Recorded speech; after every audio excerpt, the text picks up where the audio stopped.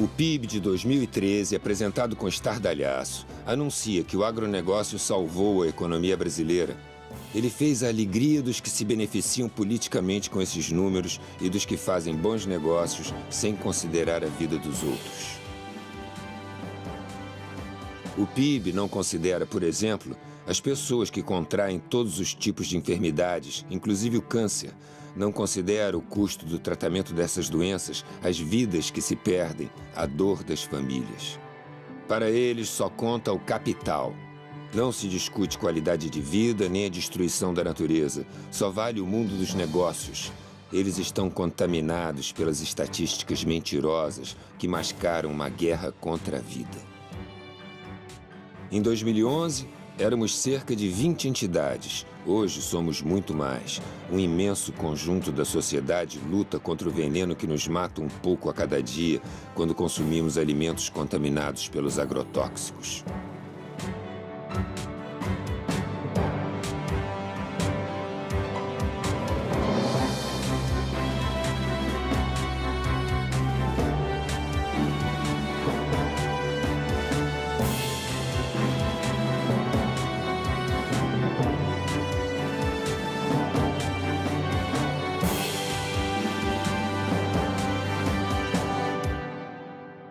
Nós lutamos pela vida.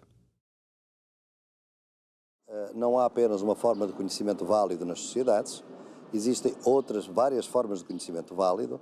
A ciência moderna, de alguma maneira, obteve um monopólio do conhecimento válido, é esse que é ensinado nas universidades, que é um conhecimento que é importante, obviamente, até porque eu também sou universitário, mas não pode ser de maneira nenhuma o único conhecimento. Para o camponês, a produtividade da terra é uma sequência de ciclos. E é por isso que a terra que este ano tem soja, ou tem milho, ou tem cana, pode ter no próximo ano estar de pousio. Ela está a descansar, porque nós também precisamos de descansar ao fim de semana, portanto a terra descansa. E no próximo ano continua. Portanto, esta é uma lógica de tratamento com a natureza e de relação com a natureza que assenta em conhecimentos ancestrais que devem ser cada vez mais valorizados. O que acontece é que, com a hegemonia política dos grandes latifundiários e dos grandes agroindustriais da frente agroindustrial, com os mídia que são propriedade deles ou financiados por eles, com partidos cujas campanhas são financiados por eles, eles conseguem transformar todo este conhecimento riquíssimo sobre a terra, sobre a água, sobre a atmosfera, em magia, superstição e atraso.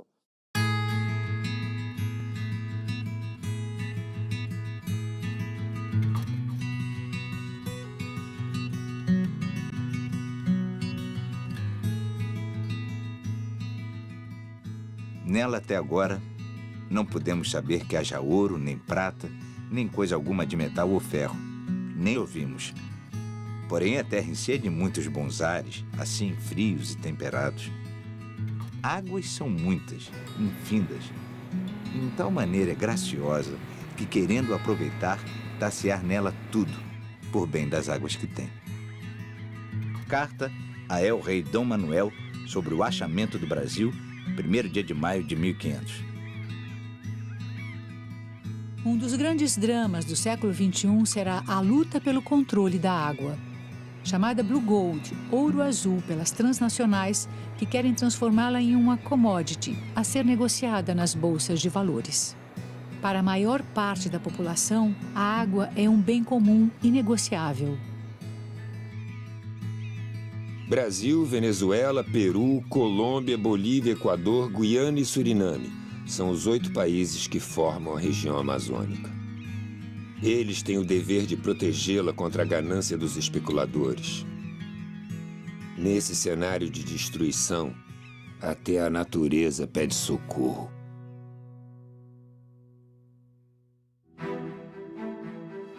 A natureza põe, o homem decompõe. As belezas existentes de uma terra viva e colorida são destroçadas por um modelo predatório de desenvolvimento. Como um guerreiro medieval munido de sua adaga, o homem incendeia o canavial destruindo as propriedades da terra.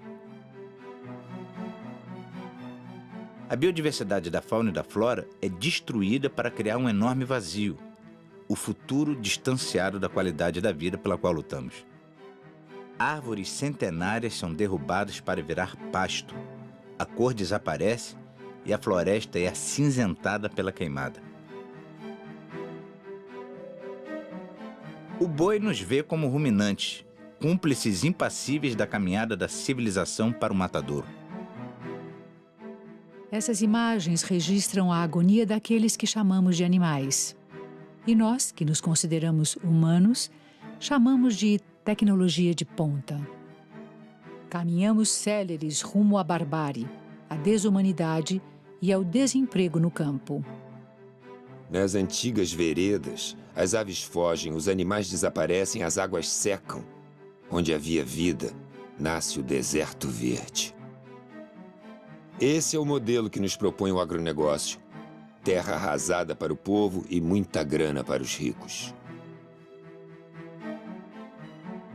Ao contrário do que predisse o profeta, o sertão não vai virar mar, nem o mar vai virar sertão.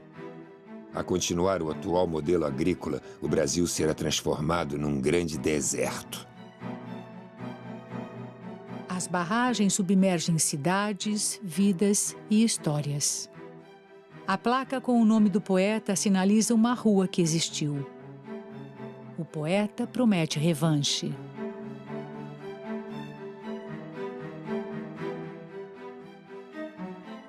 Seus poetas, lá no fundo das águas, vão reconstruí-la, vão reescrevê-la, e ela virá à tona, com limos, com magmas, e nós, homens mortais, vamos arrancá-la das águas, como nasce uma estrela de outra estrela. Sidônio Muralha, citado por Carlos Drummond de Andrade na crônica Aconteceu em Rubinéia.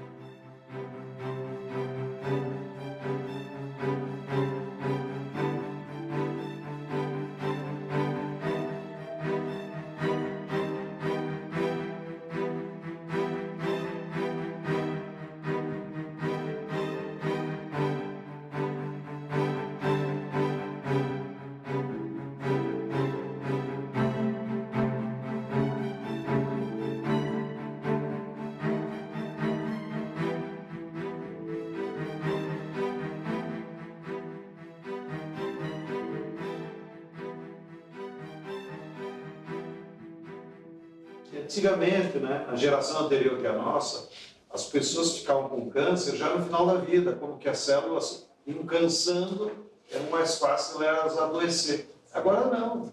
Crianças com 10, 12 anos têm câncer.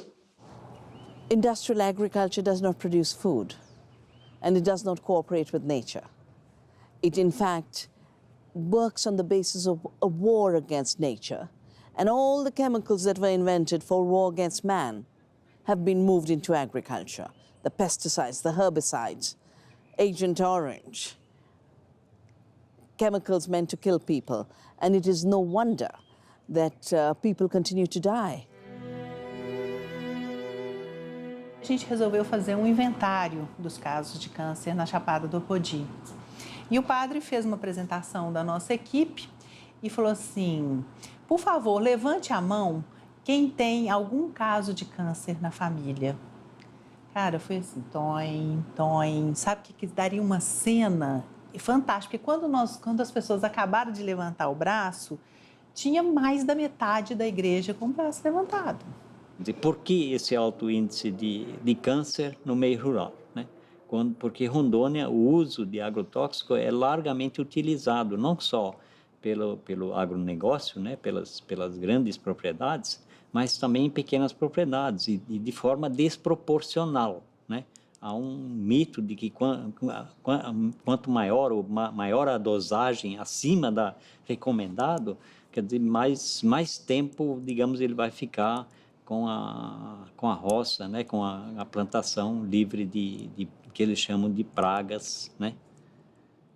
que aqui na agroecologia nós chamamos de plantas amigas, né? A Organização Mundial de Saúde conta com um instituto, o IARC, que é dedicado à pesquisa sobre câncer, né? E esse instituto, que tem uma metodologia de trabalho bastante rigorosa e até mesmo conservadora, né, reconhece pelo menos 4 tipos de agrotóxicos como cancerígenos do grupo 1A, que são aqueles comprovadamente cancerígenos. Laranja. Estimula a resistência do organismo, anti-inflamatório, previne o cansaço e reduz o estresse. Laranja cultivada com fosmete, tóxico para o sistema nervoso. Laranja cultivada com triclorfomo, pode causar câncer, geração de fetos anormais, aborto e infertilidade. Banana. Fornece energia, ajuda a circulação e inibe coágulos. Banana cultivada com triclorfomo. Pode causar câncer e má formação fetal. Banana cultivada com carbofurano. Pode causar câncer, puberdade precoce, infertilidade e aborto. Cebola. Ajuda a controlar diabetes, reduzir níveis elevados de colesterol e pressão arterial. Favorece a saúde dos ossos, é anti-inflamatório e combate resfriados. Cebola cultivada com parationa metílica. Pode causar câncer, puberdade precoce, infertilidade e aborto. Maçã. Bom para o coração e a memória, previne o câncer. Maçã cultivada com abamectina. Pode causar má formação fetal, aborto, infertilidade e intoxicação aguda. Maçã cultivada com ciexatina. Pode causar câncer. Maçã cultivada com fosmete. Pode causar danos ao sistema nervoso. Hortaliças.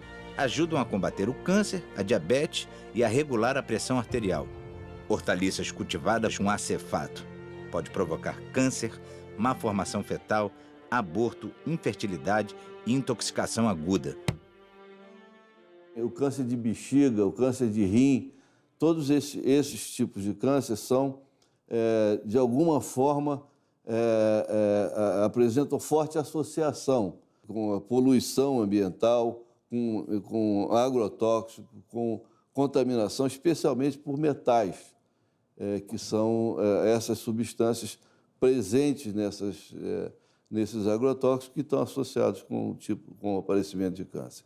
A função dos agrotóxicos é ser um elemento de eliminar organismos vivos, né? Eles produzem, dentro de determinadas escalas de contaminação, doenças, que elas podem ser doenças de curto prazo e doenças de longo prazo. E isso significa que nós estamos lidando com intoxicações agudas até várias formas de câncer que você tem colocadas aí pelo processo cumulativo, e hoje isso está extremamente disseminado do ponto de vista da população. A legislação sobre isso é um problema muito complexo, porque você tem, de um lado, a vigilância sanitária, que é um órgão ligado ao Ministério da Saúde. Do outro lado, você tem os órgãos ligados ao Ministério da Agricultura, e aí tem, objetivamente, um conflito de interesses. Quer dizer, além da questão científica, quer dizer, nem sempre essas decisões governamentais são tomadas com base científica, elas são tomadas com base em interesses econômicos também. Então, a evidência científica, muitas vezes, não é suficiente para influir numa decisão econômica. E nesse embate entre os interesses do agronegócio e os interesses da saúde pública, frequentemente os interesses da saúde pública são sacrificados. Quando eu tenho o consumo de fertilizantes, químicos, de agrotóxicos, etc., uma parte significativa da renda da terra fica com essas empresas. E há uma organização dessas empresas oligopolizada hoje. Então, há um controle desse mercado pelo capital internacional, pelo Monsanto, Syngenta, Dow, Bayer, BASF, adquirindo outras empresas menores do setor. No mundo, né? Não só no Brasil, no mundo como um todo. No ano de 2010, essas indústrias juntas tiveram um faturamento, uma receita líquida de 15 bilhões de reais. 15 bilhões de reais. Pelo menos 130 empresas fabricam agrotóxicos no Brasil. 6 delas dominam 68% do mercado.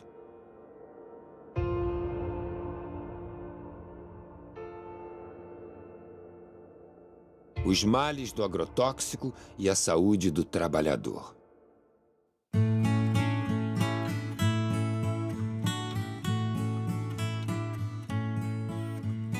O Vale do Açu hoje é uma das regiões mais que tem a incidência de câncer no estado, né? A pesquisa chegou à conclusão de que os trabalhadores rurais bebem água lá na região de péssima qualidade, né? Em 2 locais foi encontrado água contaminada quimicamente com agrotóxicos. O índice de suicídio é altíssimo, o de câncer, o CA, então assim, é muito alto, né? E antes dessas empresas chegar, nós não sabíamos nem o que era isso. Nas frutas eu usava só a bota e o avental. Não tinha luva e não tinha máscara, então isso jorrava na minha cara. Muitas vezes. Aí eu ali fui sentindo dor de cabeça, começou tendo infecção urinária e eu tendo febre e um tremor nas minhas pernas. A doutora Fátima, ela diagnosticou isso, que eram os produtos, porque nesse caso não foi só eu, ela atendeu várias pessoas da firma, de onde eu trabalhava lá no Carpes, e por conta dessa descoberta que ela fez, ela foi tirada daqui. Eu comecei a notar que algo estava errado quando eu tive uma incidência muito alta de pessoas com sintomas psicóticos agudos. Aí que eu fui notar que essas pessoas que estavam com esse surto psicótico tinham algo em comum. Todas trabalhavam nas empresas de plantio de banana. Teve gente que ficou que nem louco. Eu fui uma. A dor de cabeça que eu senti era tão forte que eu me joguei na frente de um ônibus. Tirei esse joelho do lugar.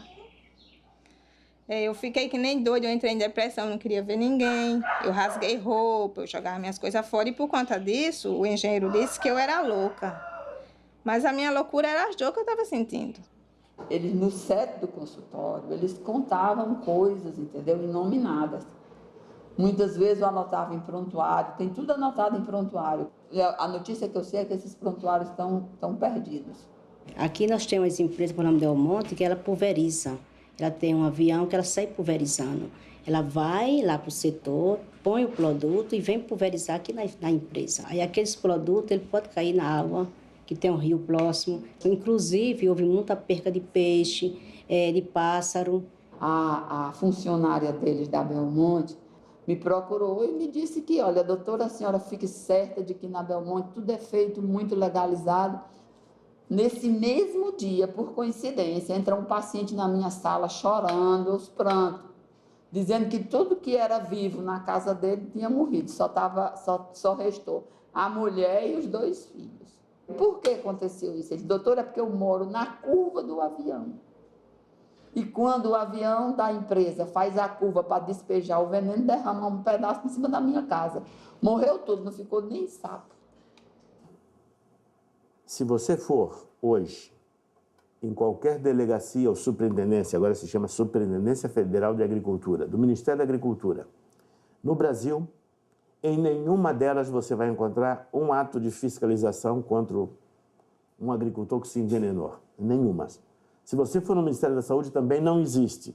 A pergunta é por quê? A questão é ideológica. Se você quiser saber hoje quantos dos cânceres no Brasil têm a ver com agrotóxicos, você não consegue essa resposta nos diferentes sistemas de informação em saúde que a gente tem, né? E se você quiser buscar entre os registros de câncer qual é a ocupação dessas pessoas, você vai ter dificuldade também de encontrar o dado de ocupação, por incrível que isso pareça, né? Então, há toda uma tendência de ocultamento mesmo disso, né?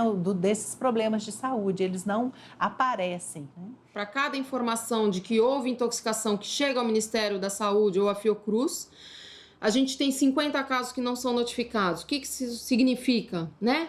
Significa, nesse período de 99 a 2009, nesses 11 anos, foram 62 mil intoxicações por agrotóxicos no país, ou 5.600 por ano, ou 15 diárias, ou, se preferirmos, uma a cada 90 minutos. A cada 90 minutos no Brasil alguém é intoxicado.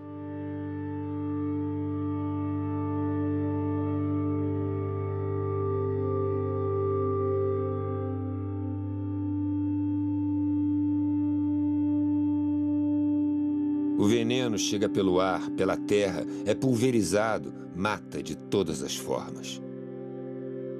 Contamina e destrói o ser humano, pássaros, as abelhas, destrói a terra, polui o ar e a água. Quando se fala em combate às pragas, devemos saber que a praga é o próprio veneno.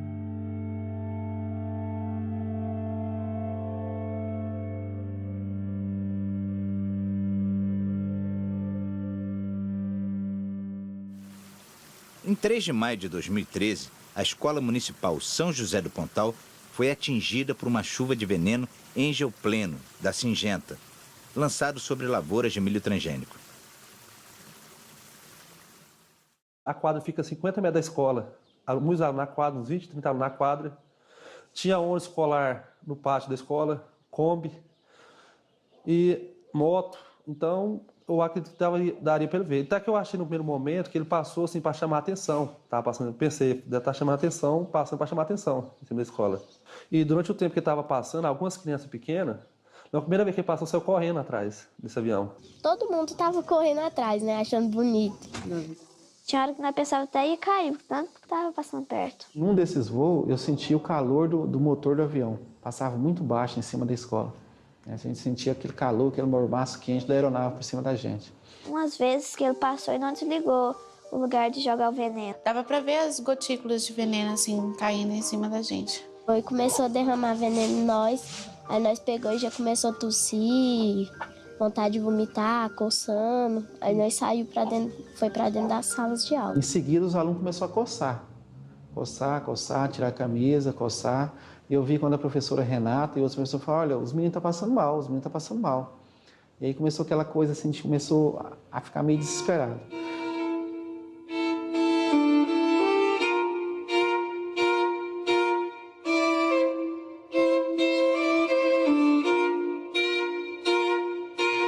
Aí eles ligaram da escola pro SAMU, o SAMU veio de encontro com outro ônibus, que eles colocaram as crianças que estavam passando mal mais que os outros dentro do ônibus e foram de encontro com o SAMU. Quando as viaturas alcançou, o pessoal parou, fechou a estrada, a GO lá fechou a estrada, e lá mesmo o pessoal do SAMU, bombeiro e ambulância da saúde mesmo que estava indo, começou a fazer atendimento a essas crianças, no meio da estrada lá. As crianças já chegou no hospital com soro, né? Por exemplo, a Luana deu vários desmaios nessa viagem, até mesmo dentro da viatura. Outros já chegaram com oxigênio. Situação assim de pânico mesmo. Senhor Jesus, misericórdia.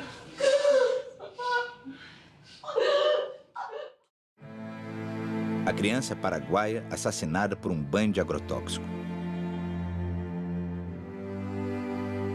Su madre le mandó en la carnicería y a la vuelta de la carnicería el señor está echando el veneno y ellos no respetan, echaba todo por el camino, no el sojal nomás. A la mañana, por ejemplo, se levantó Silvino y me dijo, papá, me duele demasiado mis piernas. Y yo le dije, mire, y le dije, tu sangre ya está todo parado. Llegó a un hospital o centro de salud y dijo que le dijo el señor, el doctor está intoxicado, totalmente intoxicado. Bueno, y dice que llegó la 1 y para las 3 ya falleció mi hijo.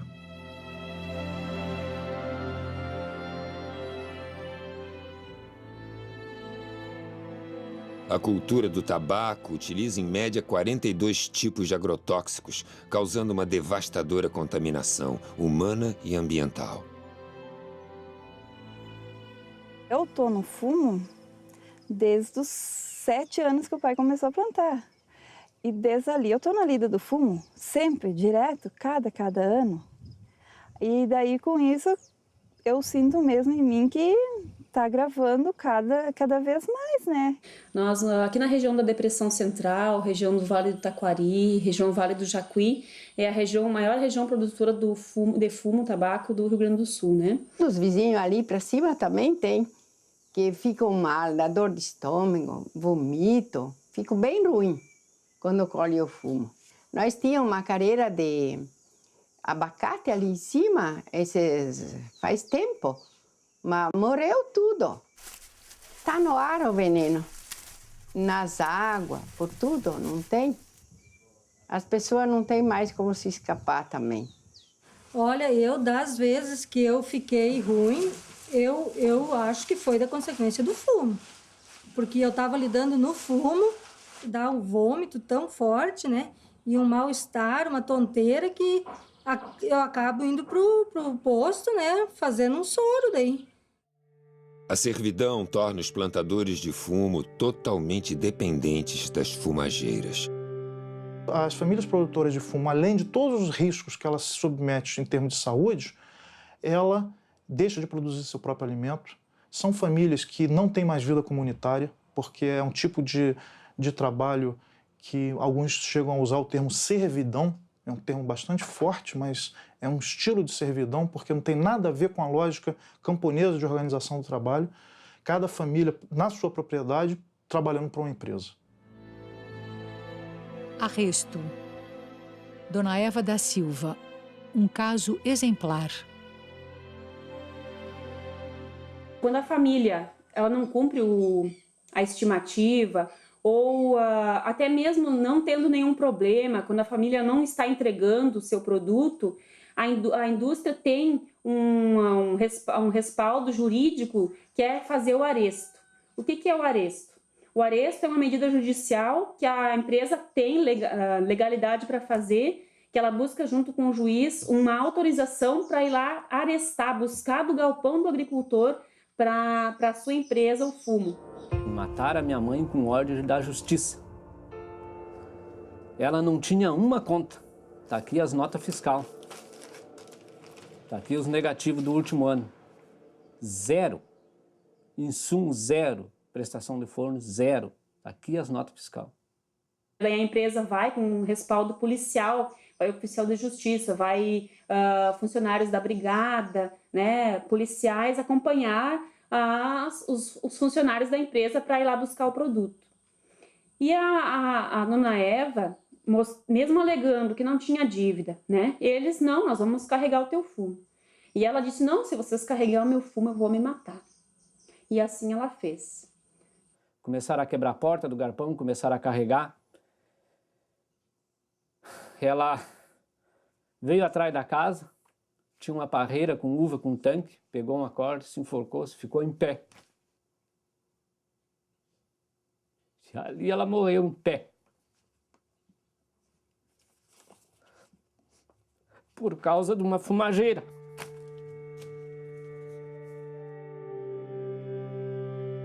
O oficial de justiça que estava acompanhando isso ligou logo para o juiz, e o juiz mandou que carregassem mais rápido o fumo ainda, mostrando que qual é o valor que os plantadores de fumo têm para o nosso país. Existe uma outra forma de tratar a terra. Existe uma outra qualidade de vida para todos. A campanha permanente contra os agrotóxicos pela vida, na verdade, ela é um instrumento do conjunto da sociedade para poder enfrentar o modelo hegemônico do capital de atuação na agricultura, que é o agronegócio. Uma das tarefas da campanha é explicitar os problemas causados pelos agrotóxicos para que a população possa se posicionar criticamente em relação a esse tema. E diante disso, não adianta, né, a gente ficar só na crítica. E aí vem a segunda parte da tarefa da campanha, que é anunciar para a sociedade a proposta alternativa, que, ao nosso ver, como campanha e as organizações que dela fazem parte, nós acreditamos que a agroecologia é essa alternativa possível. Essa fazenda não é uma fazenda que eu comprei e estou preservando.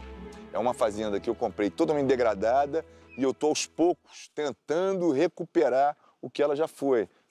A ideia é que no futuro esses morros todos sejam matas fechadas, né, que a gente tenha, e que essa mata com a chuva jogue toda essa matéria orgânica para a lavoura, né, enriquecendo mais ainda o nosso solo. A vantagem da agricultura orgânica é que você, num espaço de terra pequeno, quanto mais fértil ele for ficando, mais produtivo ele vai sendo. Por que o agronegócio precisa de tanta área? porque ele vai desertificando, então ele precisa abrir novas áreas. Nas novas áreas ainda existe alguma fertilidade. Hoje eu estou produzindo uma média de 30 produtos, já chegamos a ter 100 produtos, a ideia é voltar a ter uns 60 produtos.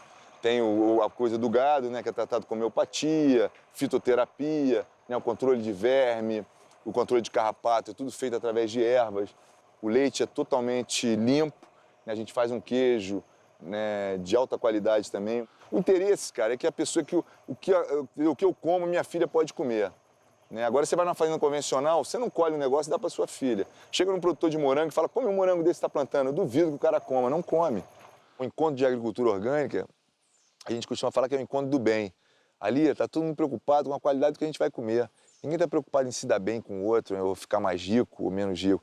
Eu quero deixar para minha filha alguma coisa que seja preservado, que seja sustentável, que ela possa ter orgulho.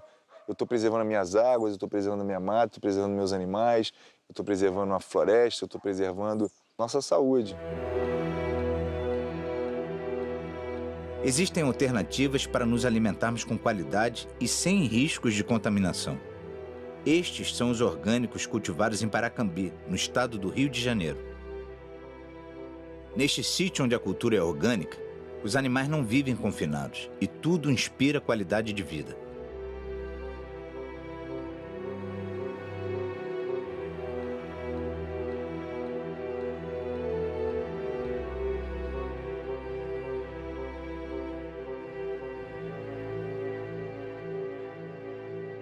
Além de não conter agrotóxicos, o alimento agroecológico também não porta em si injustiças. Ele não porta expropriação da terra, ele não porta trabalho infantil, ele não porta violência contra a mulher, ele não porta contaminação ambiental dos rios, do solo, dos açudes, contaminação das pessoas e contaminação dos alimentos. Os que ainda aguardam a terra já trabalham com agroecologia.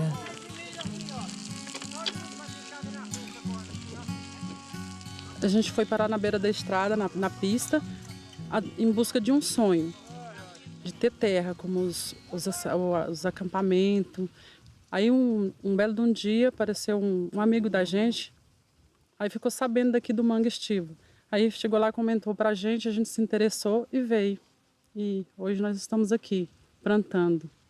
Aqui nós trabalhamos com agroecologia, né? A gente aqui não tem agrotóxico, mas infelizmente os fazendeiros que estão ao redor daqui do acampamento, e eles jogam veneno nas roças de milho deles, na soja, e automaticamente cai veneno sobre nossas plantas. Meu desejo é que o INCRA tome as providências, reparte logo a terra para nós, que é para nós poder trabalhar, criar nossos filhos e ter uma boa agricultura sem agrotóxico. Esse é o sonho de todos os que estão aqui. Ao lado da fazenda onde o verde floresce, vemos uma plantação queimada pelo uso de herbicidas e pesticidas. Até as cores esmaecem.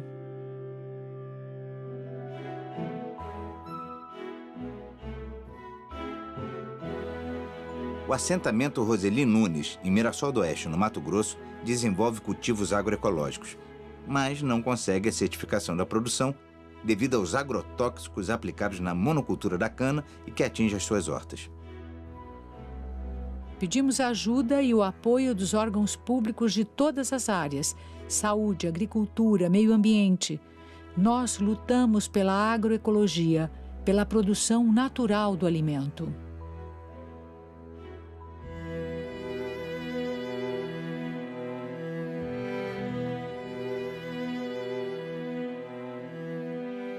A minhoca é um dos melhores adubos que a natureza conhece. Aprendemos dentro da agroecologia de nós mesmos produzir nossa própria semente. Então aqui vocês estão numa área de produção de frutas. A gente trabalha com plantas baixas também no meio das fruteiras, né? A gente trabalha com... A hora que acabou a produção, a gente entra com adubo verde, depois incorpora para ter o adubo nas plantas, né? E aí depois a gente volta a plantar abóbora e feijão no meio das fruteiras. Aqui é um biofertilizante, que é um adubo foliar. Ele serve como inseticida, né? Que ele tem o NIM e tem o adubo de gado cru, né? Verde. Então ele fica por 20 dias ele dá uma pressão aqui dentro e aí ele acaba para pulverizar ele. Você utiliza aí daí 2 litros desse aqui com 20 litros d'água e acaba pulverizando. Para pulverizar e serve como inseticida e como adubo foliar. Aqui é o biofertilizante, que a gente usa na proporção de 1 litro, para 20 litros. A composição dele, esterco de gado fresco, esterco de gado do dia, né? Capim triturado, uma rapadura, 1 litro de leite. Desse aqui, o que eu gosto desse aqui é R$1, que é uma rapadura. Porque o restante a gente tem o leite, tem o esterco, nada de agrotóxico. Você produz no seu própria propriedade, no seu próprio terreno você produz. A agrofloresta é considerada a melhor das alternativas para garantir a diversidade na agricultura. A agrofloresta é um sistema de agricultura que considera a terra um ser vivo. Todas as vidas dependem dessa vida. Se essa vida aqui está na UTI, onde é que nós estamos que dependemos dela, né? O que a gente come, o que a gente bebe, o ar que a gente respira, a roupa que se veste, tudo depende de como está a terra. Eu trabalho aqui em 1 hectare de terra, cerca de 13 mil quilos de alimento que a gente consegue produzir. É justamente em 1 hectare de terra, né? Além dessa grande diversidade de plantas que existe. Esse sistema de agricultura, a gente aprende tudo com a natureza. Se você começa a observar, você vai ter um monte de coisa, um grande aprendizado. Se você for afastar a folhagem ali e for olhar o solo, você vê uma diferença muito grande daquele solo ali para este solo aqui. Eu recebi esse lote de terra de 15 alqueires de herança do meu avô materno, quando eu tinha 15 anos. E com 15 anos eu comecei a plantar árvores aqui. Naquela ocasião não tinha nenhuma árvore nesse lugar. Então faz 30 anos que eu estou plantando árvores aqui. Quer dizer, se na natureza o que nós encontramos são florestas, então nós vamos ter que fazer agricultura dentro de floresta, né? É isso que é a agrofloresta. E nós vamos ter que, então, respeitar os ciclos de formação da floresta, né, para fazer atividade agrícola. O resultado, ele vai aparecendo, às vezes demora um pouco, tem que ter um pouco de paciência, né? Mas eu cansei de ver insetos que estavam aparentemente gerando um problema ou doenças desaparecerem do nada. Apenas eu continuei fazendo o meu trabalho de enriquecer biologicamente o lugar, aumentar a biodiversidade e trabalhando o solo e a biodiversidade ambiental. Só isso. Há um grau de artesanato na nossa atividade, mas isso não quer dizer que precise ser feito pequenininho só para o autoconsumo. Respeitando esses fundamentos, eu consigo ter uma produtividade igual ou melhor que o melhor agricultor convencional. Eu fico imaginando que boa parte dessas pessoas que estão nesses lotes irregulares, né, de área de risco e tal, eram pessoas que vieram do campo e que era para estar em sítios como o meu, né? Aqui vocês vão ver que todas as áreas têm uma espessa proteção de biomassa, de matéria orgânica no solo. Então toda a chuva ela é retida, absorvida e levada para os reservatórios. Então toda essa chuvarada que está criando desgraça em alguns lugares, para nós só está criando benefício. É até constrangedor falar isso. Mas para nós isso é extremamente importante, porque ela está abastecendo meus mananciais, para que na época da seca eu tenha água reservada. Eu costumo dizer que se a agricultura orgânica é uma agricultura que respeita, que está em harmonia com as leis da natureza, a agrofloresta é uma radicalização desse conceito, né? E ele tem como característica produzir muitas espécies vegetais e muitos tipos de alimento simultaneamente, de modo que sempre nós teremos comida dentro de uma agrofloresta. As cooperativas agroecológicas potencializam a produção e a distribuição dos produtos orgânicos. Esta aqui é uma lavoura de arroz pré-germinado, lavoura de arroz orgânica.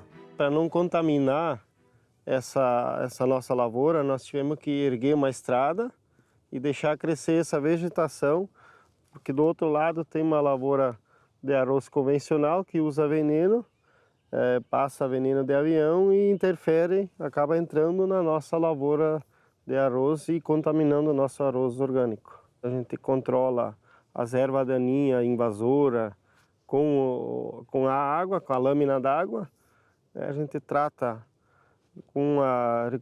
não agride a natureza e ela também não agride o ambiente, porque nós viemos tudo de uma luta por uma conquista da terra, a socialização do uso dos recursos naturais. E, então, de nada adianta nós conquistemos esses recursos naturais, que são a terra, a natureza, a água, e nós não cuidar dela. Então, aqui a gente faz o processo do recebimento do arroz.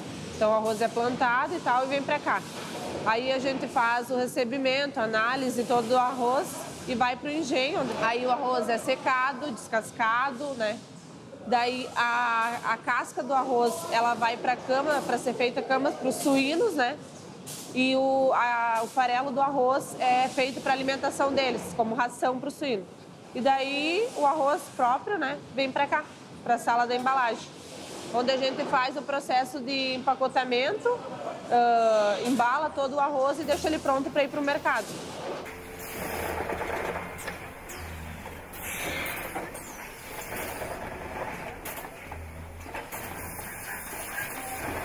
Somos organizados hoje em 48 grupos, somando 428 famílias produtoras, organizado em 4 cooperativas e numa central, que organiza a gestão da produção, que organiza as famílias, que organiza a produção da semente, a capacitação dos agricultores para a produção da semente e leva para o consumidor final um produto saudável, sem o agrotóxico, sem nenhum conservante químico ou biológico. Eu acredito que é possível alimentar a população hoje produzindo orgânico em larga escala. La agricultura industrial de monoculturas solamente produce 30% de los alimentos que nosotros comemos en el mundo. ¿Ah? Y es una comida de no buena calidad porque tiene transgénica y tiene también pesticidas, ¿no? El 50% de la comida que se come en la humanidad es producida por los camponeses, que controlan 20% de la tierra. Imagina que você agora dá 50% de la tierra a los camponeses. ¿Ah? Habría alimento para todos.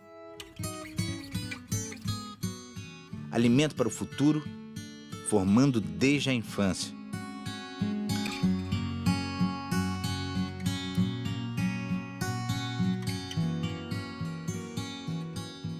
A merenda escolar, a gente recebe um recurso, né? E desse recurso a gente tem uma porcentagem que vai comprar da agricultura familiar. E a gente compra aqui da região, né? Das famílias assentadas. Porque a gente entende que essa alimentação que é produzida aqui nos assentamentos são de boa qualidade, até porque elas são orgânicas, né? A gente também busca trazer para a realidade dos conteúdos a questão da importância da saúde alternativa, da alimentação saudável, e tem uma oficina especial para a questão da agroecologia, onde a gente também produz a questão da horta, do uso eficiente da água. É de uma importância prioritária e fundamental para realmente conseguir divulgar e também fazer com que as famílias, as pessoas se conscientizem da importância de uma alimentação saudável e também do meio ambiente, né? Aproximando o produtor do consumidor. As feiras agroecológicas.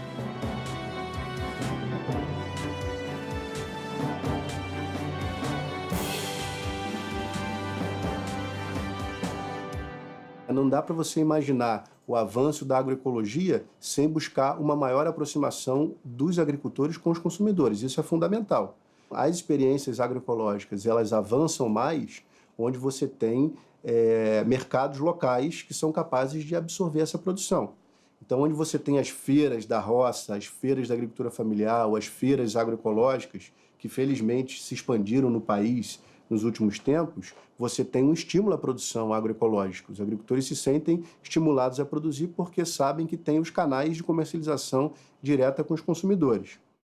Eu estou convencido e acredito que tenho elementos suficientes para comprovar isso, e em muitos outros lugares outras pessoas pensam a mesma coisa, em que a única solução para a produção alimentar, quer dizer, e de outras coisas não necessariamente alimentares, outros produtos da agricultura, de forma sustentável vai ser através da agroecologia e em combinação com a agricultura familiar. Ele é capaz de produzir a quantidade necessária de alimentos e outros produtos com preços acessíveis e com uma qualidade de produto que o sistema convencional é incapaz de produzir. Um mito desse mercado que é impossível você produzir barato e orgânico. Isso não é verdade. É uma questão de você organizar essa produção e ter formas de escoá-la, né? As experiências têm mostrado que esse tipo de lógica de relocalizar a agricultura e o consumo, quer dizer, aproximar a produção do consumo, ela responde a esse desafio de alimentar uma população humana crescente. E hoje existem já vários documentos internacionais das Nações Unidas, da FAO, que reafirmam isso. Isso já não é um discurso vindo só dos movimentos sociais. Tem um conjunto de documentos importantíssimos no plano internacional que confirmam o papel dessas experiências e, além de confirmar, dizem mais.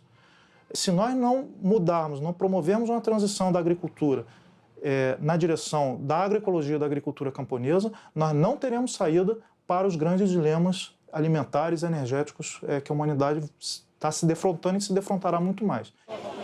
Tinha um mito antigamente de que agrotóxico tornava as coisas mais baratas. E não é verdade, porque na feira orgânica onde eu vou, eu consigo comprar uma alface no preço que eu compro no supermercado. Tá? A gente tem direito de comer frutas e verduras que não têm venenos, né? Que são venenos, né?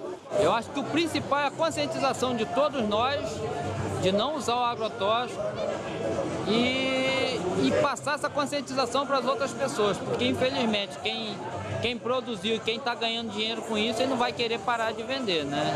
Então acho que essa consciência tem que partir da gente, parar de usar o agrotóxico e ser sincero com nós mesmos em querer uma vida mais saudável.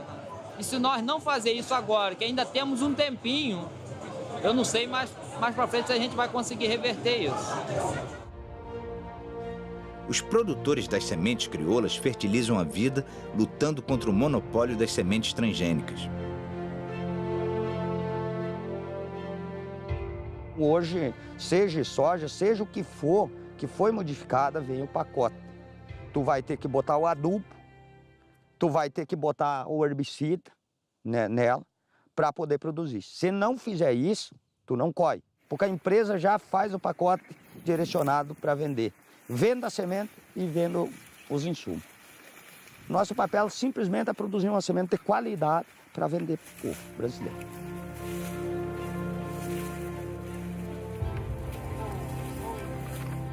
Uma ideia que a gente criou, que a gente produzir e não cobrar muito caro. Porque senão o pobre, aquele está com menos condições financeiras, ele vai acabar comendo veneno igual. Então a gente precisa fazer alguma coisa para contribuir com o pessoal também, né? Essa aqui é a nossa câmera que a gente guarda a semente, né? Aí ela fica armazenada aqui dentro. Depois que ela é limpada, beneficiada, ajeitada, aí a gente bota nas bombas e aí traz para cá e aí tem essa identificação, lote por lote. Ó. A semente, ela é a independência dos povos pobres. O produtor ele é independente se ele tem terra e semente. A importância da semente crioula, da semente orgânica, da horta orgânica, ela é uma importância tão grande na vida nossa. Essa é o nosso projeto de liberdade. The power of the corporations that began as chemical companies to make war chemicals became chemical companies to sell poisons in agriculture and now control the seed. They have such a strong power. They are shaping agriculture policy. They are shaping government decision. And this is against democracy. It is a kind of dictatorship.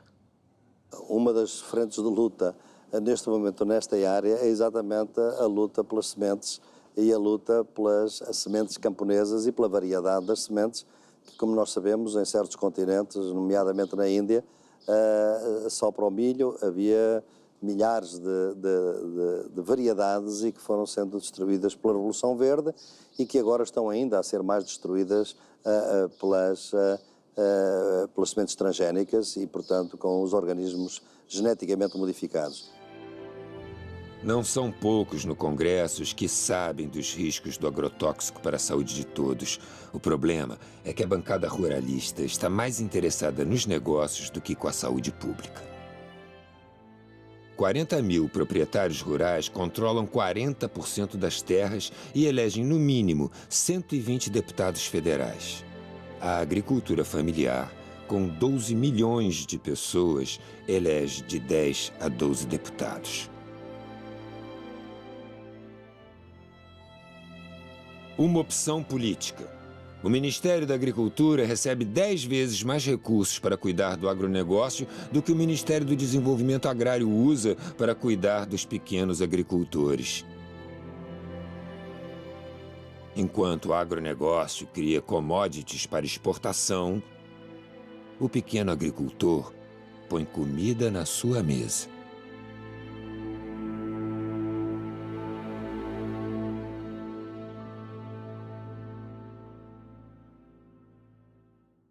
Esse modelo de desenvolvimento, ele acarreta em conflitos. Ele gera conflitos ambientais. Porque é óbvio, agricultores estão perdendo terra, indígenas e quilombolas estão lutando pela demarcação das suas terras, populações contaminadas estão lutando para mudarem e enfrentarem os agrotóxicos, os assentamentos agrários e a luta pela reforma agrária enfrenta essas forças. E nesse processo, além da violência direta, que é uma outra questão, né, relacionada aos direitos humanos, que é uma questão de saúde pública, que é extremamente relevante, como esse jogo democrático das resistências e das disputas, eles se dão.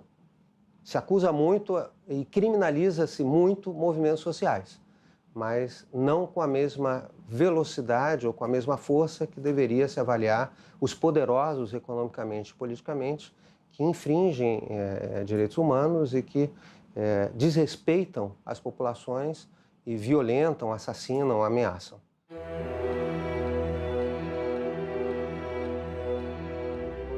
A aldeia gameleira Tapuia Cariri, em São Benedito, na Serra Grande da Ibiapaba, no Ceará, é composta por 130 famílias. A comunidade está na área há 150 anos, é reconhecida como indígena e luta pela demarcação das terras. Antes não precisava de agrotóxicos, porque plantávamos utilizando os nutrientes que a terra nos oferecia. A Mãe Natureza nos oferecia os alimentos necessários e isso foi tirado com a desmatação para plantar hortas. Socorro! Pedimos a todos os órgãos públicos e federais que nos ajudem a acabar com o uso dos agrotóxicos, pois precisamos de ar puro, águas limpas e terras férteis. Nosso maior sonho é ter liberdade e as terras demarcadas. A indústria vende agrotóxicos fatais para as abelhas que polinizam a vida. As abelhas são do bem, produzem mel altamente energético e polinizam os campos, reproduzindo de forma saudável os alimentos que chegam à nossa mesa. O uso do fosfonometil, mais conhecido como glifosato, está presente em cerca de 20 marcas de herbicidas aplicados para eliminar mato. Extermina as abelhas, colocando em risco a reprodução da natureza. Há 3 anos a gente está aqui, a gente começou assim com 3 caixas, que o Padec distribuiu 3 caixas para cada um. Aí conforme vai indo, vai multiplicando, a gente vai multiplicando, vai pegando os enxames. Hoje tem 30 e poucas colmeias, 15 formadas e restante em formação. Aqui o pessoal tem pensamento de todo mundo botava fogo antes, né? Aí quem cria abelha não quer fogo, né? Então ajudou muito nessa parte. Essa abelha aqui é conhecida como moça branca, breu, né? É nome popular que o pessoal fala, né? Ela é uma polinizadora muito boa, porque ela vai em quase todas as flores pequenas, assim, da mata. Melipônia é essa abelha indígena que eles falam, né? Abelha sem ferrão. E cada espécie tem, como diz, na natureza tem vários tipos de flor, né? Umas mais compridas, umas mais... Então cada espécie poliniza a flor. Esse aqui é mandaguari. É uma abelha muito boa, o mel dela é muito medicinal para pessoa que tem problema de pulmão.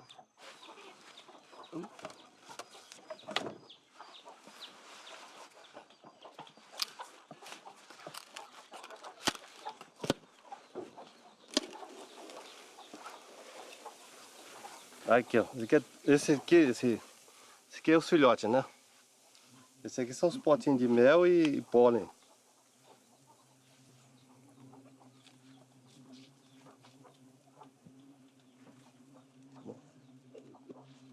Para mim, o melhor resultado é as abelhas, melhor do que a criação de gado, do que a minhonça. Para mim, eu acho melhor, né? Se cuidar direitinho, sempre dá. Esse ano foi um ano muito fraco, mas ainda tirei quase 6 tambores de mel desses de 200 litros. Isso aqui é uma coisa muito importante que valoriza a propriedade da família, do pequeno produtor. Aqui nós estamos se reunindo com várias pessoas de Alta Floresta. Inclusive tem 6 municípios que vão participar da criação de abelhas sem ferrão. Então aqui vai ser a multiplicação das abelhas, aonde que no momento tiver um plantel de 250 caixas de abelhas, aí que vai ser levado para cada propriedade uma quantia de caixas, aonde vai continuar a multiplicação e a produção de mel. Então é uma coisa importante que vai fixar mais o homem do campo para evitar ele voltar para a cidade, né? Cada fileira dessas aqui nós vamos pôr 50 caixas. Tem 5 fileiras, então vai ter 250 colmeias aqui. Então cada família vai levar as suas 5 ou 10 caixas de abelha e vai começar a multiplicação lá e a produção de mel.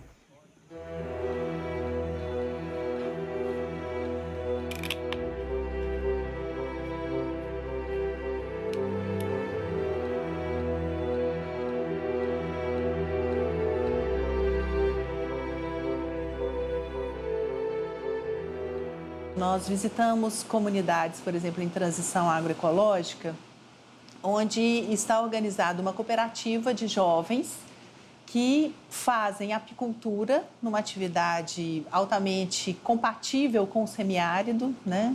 Tem uma forma coletiva de trabalhar, que é de partilha, de crescimento do grupo. Tem uma relação com a natureza que é muito bonita, né? Eles falam, por exemplo, do trabalho que a abelha tem de refazer os alvéolos da colmeia, né? E por isso, como eles se sentem motivados a cuidar muito da colmeia quando eles vão extrair o mel, de forma que eles possam devolver de novo esses alvéolos íntegros para lá, para não dar tanto trabalho assim à abelha, levando em conta que ela já cuida tanto deles e já trabalha tanto para eles e já produz o mel, né? Quer dizer, uma outra concepção de relação com a natureza. O triste é ter que contar isso e dizer ao final que, infelizmente, essa comunidade está sendo desapropriada e removida pelo DENOX para passar o trator e oferecer mais 4.000 hectares para o agronegócio da fruticultura. No Brasil, as mães da Praça de Maio cuidam da natureza e lutam pela saúde de seus filhos. Com o projeto irrigado, não podemos entender. O que temos conquistado tem muitas páginas para ler. Aproveite o conteúdo. O poder que pode tudo é necessário rever. É tudo que possuímos, quem acompanha tem visto.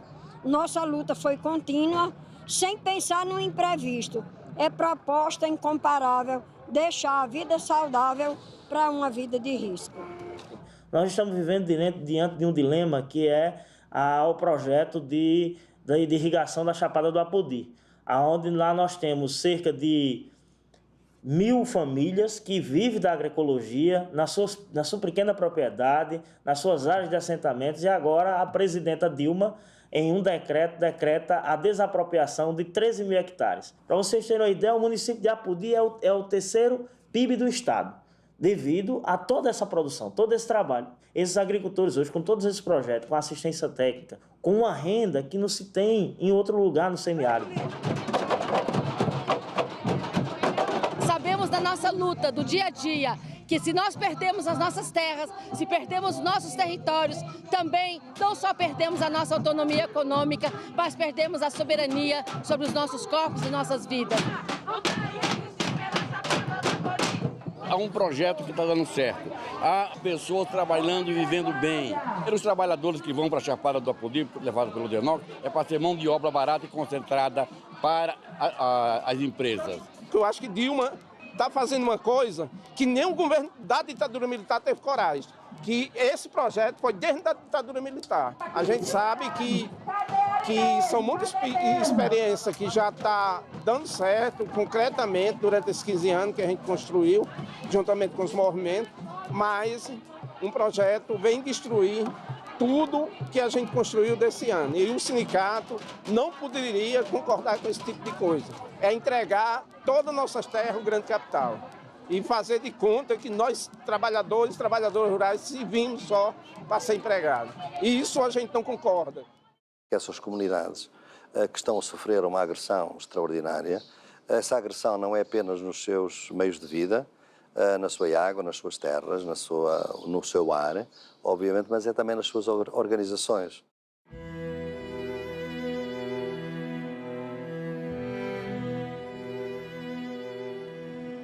Agroecology is a social movement. Agroecology is a social movement because it re-establishes our relationship with the earth. It brings ecology back into the consciousness of farming. Industrial agriculture makes us blind to the earth and nature's processes. But it is also a social movement because it is attracting very different kinds of people who become agents of change for how we produce agriculture and how we produce our food. Essas manifestações de resistência, elas se articulam em rede, né? Elas se apoiam mutuamente, elas trocam as experiências, elas buscam fortalecer umas as lutas das outras, né? E que vem na agroecologia uma resistência contra esse modelo dominante de agricultura, que é o modelo do agronegócio.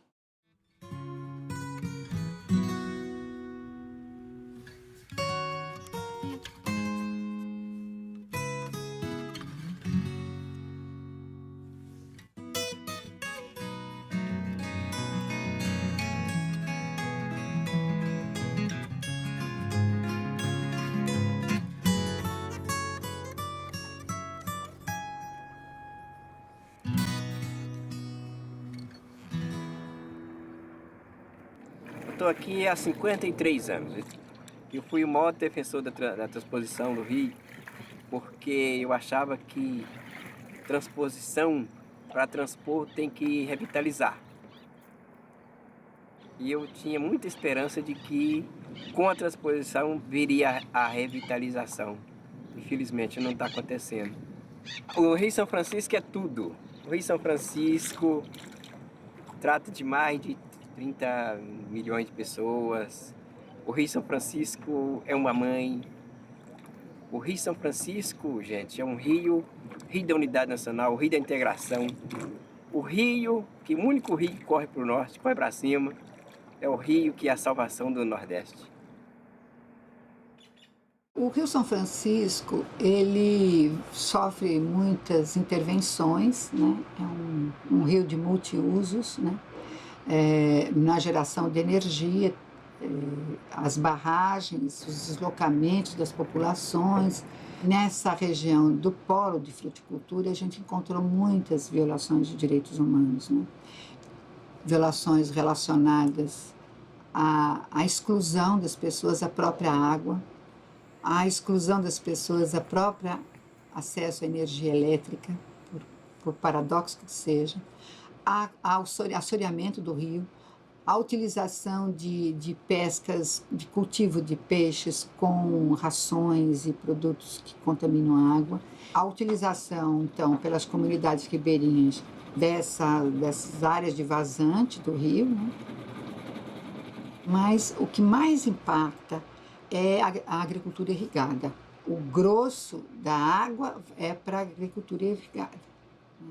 A água que faz toda essa irrigação é do São Francisco e ela volta para o subsolo e volta para o São Francisco, com, obviamente, agrotóxicos. Então, são vários estudos que existem mostrando a contaminação do rio São Francisco, né, por agrotóxicos. More than any other activity, agriculture is totally dependent on nature. Without soil, you don't have food. Without sun, you don't have food. Without water, you don't have food. Without seed and biodiversity, you don't have food. So the foundation of agriculture is nature. We can either have a monoculture of the mind, which is a militarized dictatorship, or we can have a diversity of the mind and of the planet, which is freedom and prosperity for all.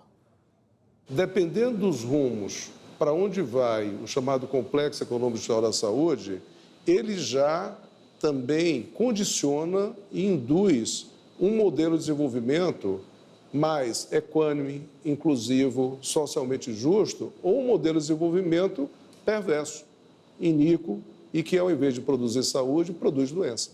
It is now time to recognize that life in freedom, life in diversity, life in health, life in resilience is the ultimate creative act.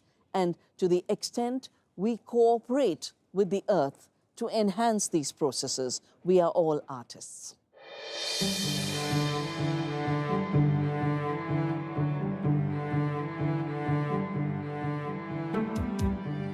Já se trata de escolher em que mundo a gente quer viver. Se em um mundo de beleza e liberdade ou em um mundo de exploração, doenças e terra arrasada.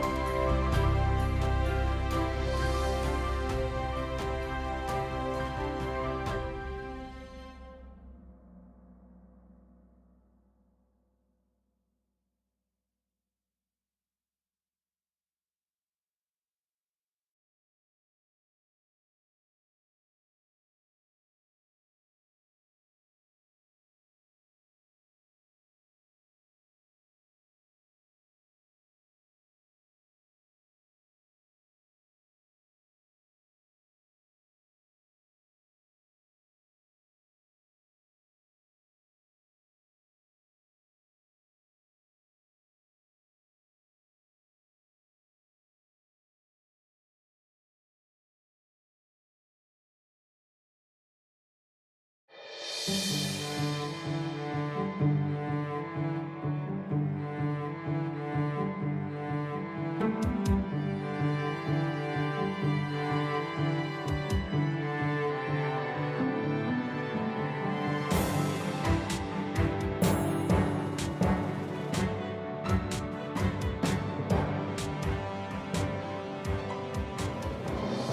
PIB de 2013, apresentado com estardalhaço, anuncia que o agronegócio salvou a economia brasileira.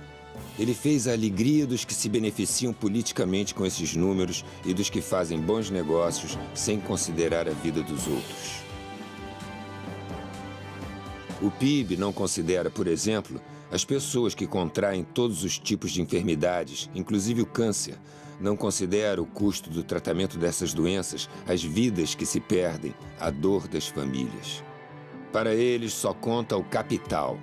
Não se discute qualidade de vida nem a destruição da natureza. Só vale o mundo dos negócios. Eles estão contaminados pelas estatísticas mentirosas que mascaram uma guerra contra a vida.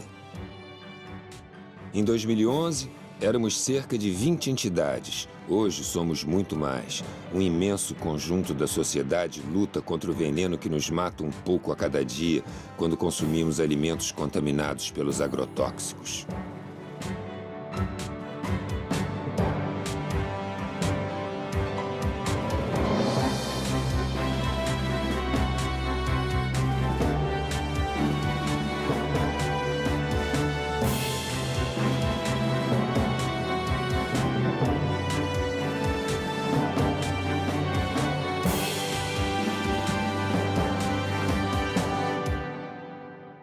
Nós lutamos pela vida.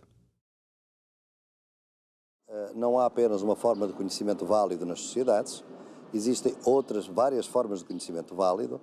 A ciência moderna, de alguma maneira, obteve um monopólio do conhecimento válido, é esse que é ensinado nas universidades, que é um conhecimento que é importante, obviamente, até porque eu também sou universitário, mas não pode ser de maneira nenhuma o único conhecimento. Para o camponês, a produtividade da terra é uma sequência de ciclos. E é por isso que a terra, que este ano tem soja, ou tem milho, ou tem cana, pode ter, no próximo ano, estar de pousio.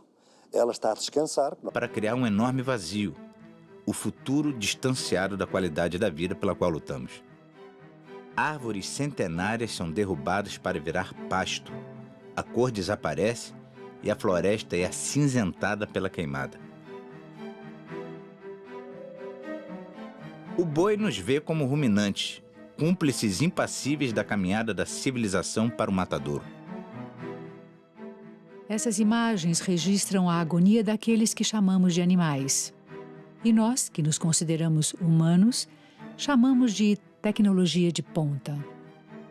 Caminhamos céleres rumo à barbárie, à desumanidade e ao desemprego no campo. Nas antigas veredas, as aves fogem, os animais desaparecem, as águas secam. Onde havia vida, nasce o deserto verde. Esse é o modelo que nos propõe o agronegócio. Terra arrasada para o povo e muita grana para os ricos. Ao contrário do que predisse o profeta, o sertão não vai virar mar, nem o mar vai virar sertão. A continuar o atual modelo agrícola, o Brasil será transformado num grande deserto. As barragens submergem cidades, vidas e histórias. A placa com o nome do poeta sinaliza uma rua que existiu. O poeta promete revanche.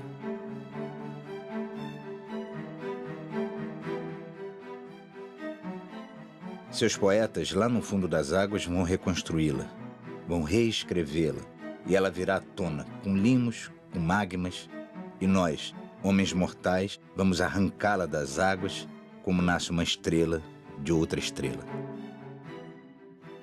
Sidônio Muralha, citado por Carlos Drummond de Andrade na crônica, aconteceu em Rubinéia.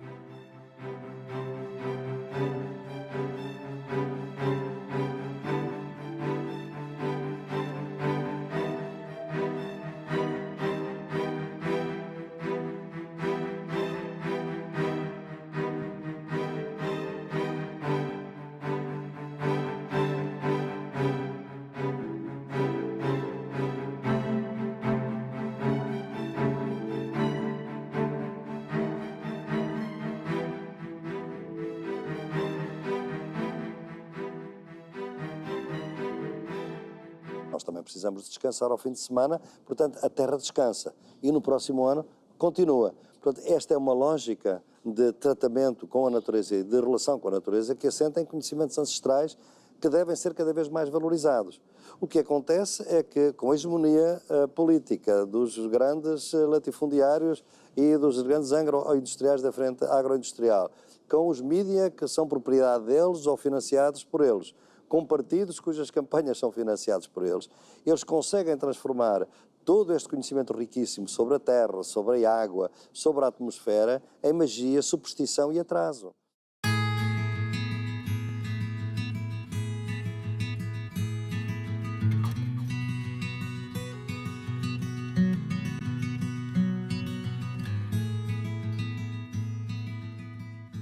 Nela, até agora, não pudemos saber que haja ouro, nem prata, nem coisa alguma de metal ou ferro. Nem ouvimos. Porém, a terra enche de muitos bons ares, assim frios e temperados. Águas são muitas, infindas, e em tal maneira graciosa que, querendo aproveitar, tacear nela tudo, por bem das águas que tem. Carta a El-Rei Dom Manuel sobre o achamento do Brasil, 1º dia de maio de 1500. Um dos grandes dramas do século XXI será a luta pelo controle da água. Chamada Blue Gold, ouro azul, pelas transnacionais que querem transformá-la em uma commodity a ser negociada nas bolsas de valores. Para a maior parte da população, a água é um bem comum inegociável. Brasil, Venezuela, Peru, Colômbia, Bolívia, Equador, Guiana e Suriname são os 8 países que formam a região amazônica. Eles têm o dever de protegê-la contra a ganância dos especuladores. Nesse cenário de destruição, até a natureza pede socorro.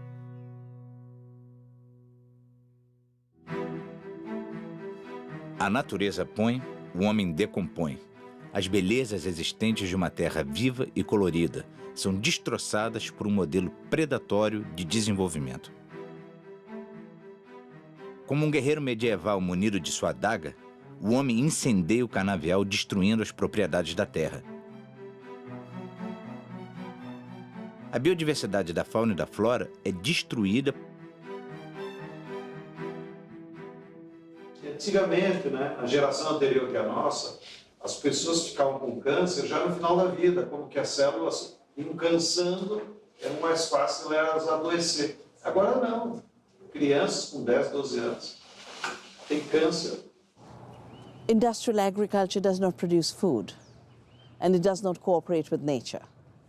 It, in fact, works on the basis of a war against nature, and all the chemicals that were invented for war against man have been moved into agriculture.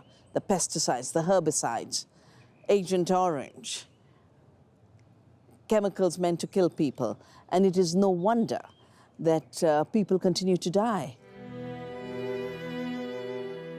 A gente resolveu fazer um inventário dos casos de câncer na Chapada do Apodi. E o padre fez uma apresentação da nossa equipe e falou assim: por favor, levante a mão quem tem algum caso de câncer na família.